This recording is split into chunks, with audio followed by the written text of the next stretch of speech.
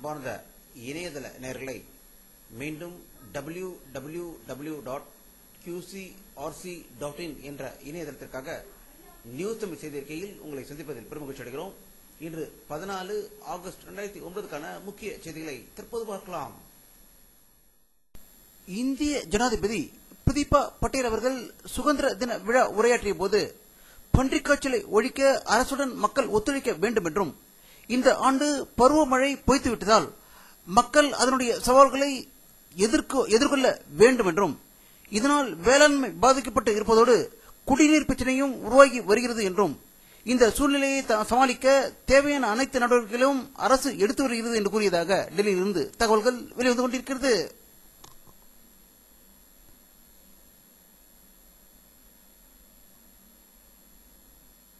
இந்தியாவின் 63வது சுதந்திர தினத்தை முன்னிட்டு நாடு முழுவதும் பலத்த பாதுகாப்பு ஏற்பாடுகள் செய்யப்பட்டுள்ளதாகவும், தீவிரவாதிகளின் அச்சுறுத்தல் அதிகமாக இருப்பதால் அனைத்து இடங்களும் சோதனைக்கு உட்படுத்தப்பட்டுள்ளதாக இந்தியாவில் உள்ள அனைத்து பகுதிகளிலிருந்தும் செய்திகள் வெளிவந்து கொண்டிருக்கிறது.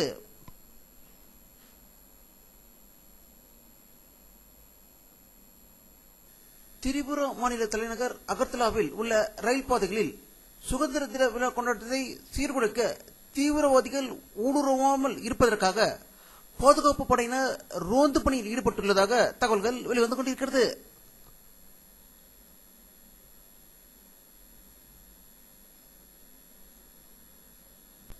இந்திய கம்யூனிஸ்ட் கட்சியின் தேசிய கட்டுப்பாட்டு குழு தலைவர் திரு நல்லக்கண்ணு அவர்கள் வெளியிட்டுள்ள ஒரு அறிக்கையில், இந்திய கம்யூனிஸ்ட் கட்சியின் மாநில செயலாளர் தா பாண்டியன் வீட்டில் இன்று காலை அவரது வீட்டுக்கு மர்ம நபர்கள் காம்பவுண்ட் சுவரை ஏறி குதித்து வந்து ஜன்னல் வழியாக எட்டி பார்த்ததாகவும், வீட்டில் இருந்தவர்கள் கூச்சலிட்டதால் அந்த நபர்கள் அந்த இடத்தை விட்டு ஓடிவிட்டதாகவும், கடந்த சில நாட்களாக நள்ளிரவில் மர்ம நபர்கள் தா பாண்டியன் அவர்கள் வீட்டு முன்பு நடமாடிக்கொண்டிருப்பதாக ஒரு அதிர்ச்சி தகவலை வெளியிட்டிருப்பதாகவும், இதனை உடனடியாக காவல்துறையினர் நடவடிக்கை எடுக்க வேண்டும் என்று வெளியிட்டிருப்பதாக சென்னையிலிருந்து தகவல்கள் வெளிவந்து கொண்டிருக்கிறது.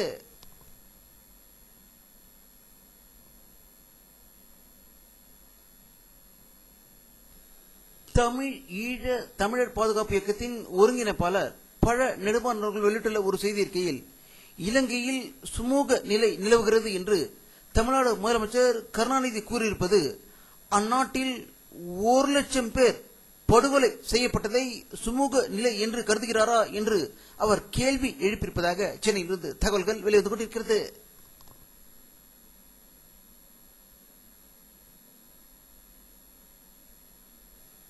தமிழக முதல்வர் கருணாநிதி அவர்கள் இலங்கையில் சுமூக நிலை ஏற்பட்டு விட்டது என்று கூறியிருப்பதற்கு பாமக நிறுவனர் டாக்டர் ராமதாஸ் அவர்கள் கடும் கண்டனம் தெரிவித்திருப்பதாகவும், கடைசி கட்ட போரில் 20,000 தமிழர்கள் கொல்லப்பட்டதை தமிழக முதல்வர் மௌனம் காத்து அதற்கான எந்த அறிவிப்பையும் விடாமல் மௌனம் காத்தது ஏன் என்று கேள்வி எழுப்பியிருப்பதாகவும் தகவல்கள் வெளிவந்து கொண்டிருக்கிறது.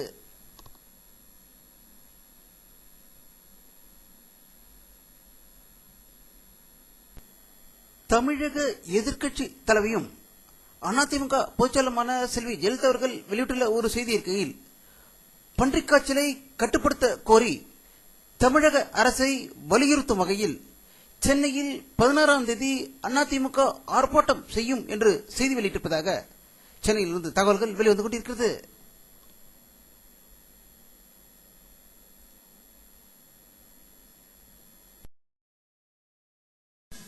முதுமலை காட்டுப்பகுதியில் இருக்கும் ஒரு ஓட்டலில் தங்கியிருந்த பிரான்ஸ் நாட்டு சுற்றுலா பயணிகளின் தாய் மகன் இருவரும் காட்டுக்குள் நடைபயணம் செய்த போது அங்கு வந்த யானை கூட்டம் அவர்கள் இருவரையும் மிதித்ததாகவும், அதில் தாய் உயிரிழந்து விட்டதாகவும், மகன் மருத்துவமனையில் சிகிச்சை பெற்று வருவதாக ஊட்டியிலிருந்து தகவல்கள் வெளிவந்து கொண்டிருக்கிறது.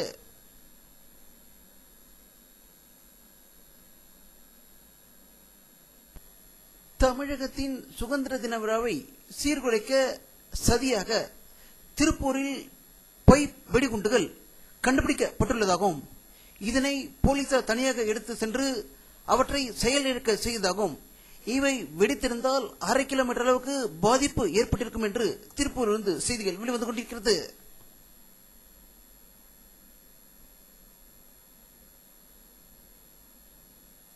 சைபர் கிரைம் குற்றங்களை கண்டுபிடிக்க சென்னை மாநகர போலீஸ் கமிஷனர் அலுவலகத்தில் அதிநவீன ஆய்வகம் அமைக்கப்பட்டுள்ளதாகவும் இதனை கமிஷனர் ராஜேந்திரன் அவர்கள் இன்று தொடங்கி வைத்ததாக சென்னையிலிருந்து தகவல்கள் வெளிவந்து கொண்டிருக்கிறது.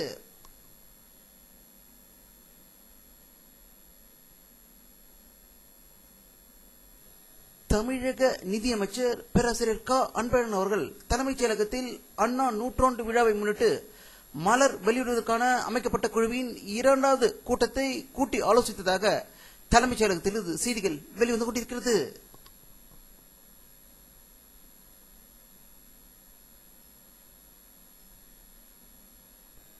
திராவிட தமிழ் கடவுளான முருகனின் ஆடி கிருத்திகை விழா தமிழகம் முழுவதும் மிக சிறப்பாக கொண்டாடப்பட்டதாகவும் திராவிட தமிழர்கள் அனைத்து கோயில்களுக்கும் சென்று முருகனை வழிபட்டதாகவும் திருத்தணியில் நடந்த ஆடி கிருத்திகையில் 4 லட்சம் பேர் பக்தர்கள் குவிந்து சுவாமி தரிசனம் செய்ததாக திருத்தணியிலிருந்து செய்திகள் வெளிவந்து கொண்டிருக்கிறது.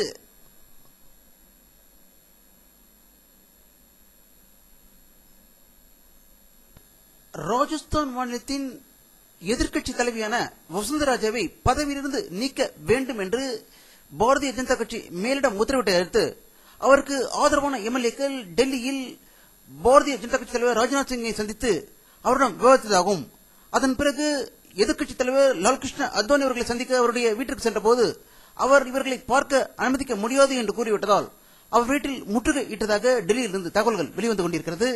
இதை பற்றி நம்முடைய அரசியல் வல்லுநர் கருத்து கேட்ட போது ராஜஸ்தானில் 100க்கும் மேற்பட்டோரை பிற்படுத்தப்பட்ட மக்களை துப்பாக்கியில் சுட்டு கொன்ற தலைவி வசுந்தரா ராஜே என்றும் இவரால் தான் பாரதிய ஜனதா கட்சி லோக்சபா சட்டமன்ற தேர்தல்களில் படுதோல்வி அடைந்தது என்று அவர்கள் கருத்து வெளியிட்டிருக்கிறார்கள்.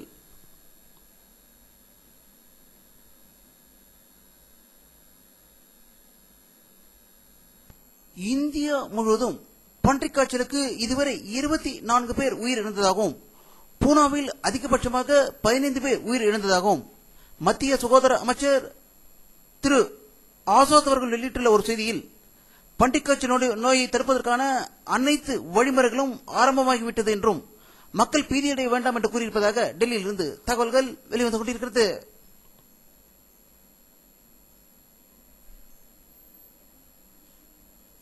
உத்தரப்பிரதேச மாநிலத்தில் உள்ள கோரக்பூர் மாவட்டத்தில் ஜப்பான் மூளைக்காய்ச்சல் நோய் தாக்கி 4 சிறுவர்கள் பலியானதாகவும் இந்த நோய் தாக்கி இதுவரை 152 பேர் பலியாகி இருப்பதாக சுகாதாரத்துறை அதிகாரி தெரிவித்ததாக உத்தரப்பிரதேச மாநிலத்திலிருந்து செய்திகள் வெளிவந்து கொண்டிருக்கிறது.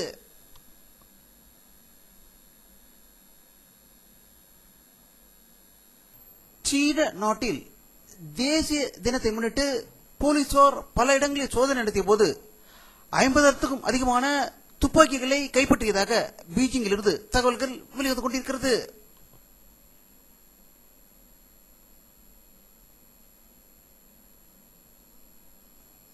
ஜார்க்கண்ட் மாநிலத்தில் ஏற்பட்ட கடும் இடி மின்னலில் மின்னல் தாக்கி 8 பேர் உயிர் இழந்ததாக ஜார்க்கண்ட் மாநிலத்திலிருந்து செய்திகள் வெளிவந்து கொண்டிருக்கிறது.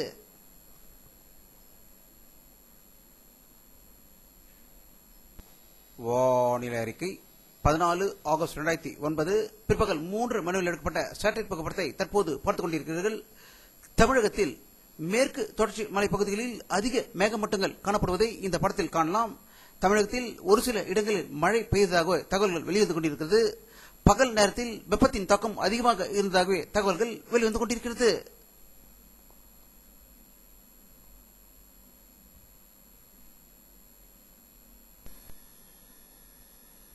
இத்துடன் இந்த செய்தி அறிக்கை நிறைவடைகிறது. மீண்டும் நியூஸ் தமிழ் செய்தி அறிக்கையில் உங்களை சந்திக்கும் வரை உங்களிடமிருந்து விடைபெறுவது உங்கள் கே பாலாஜி. நன்றி.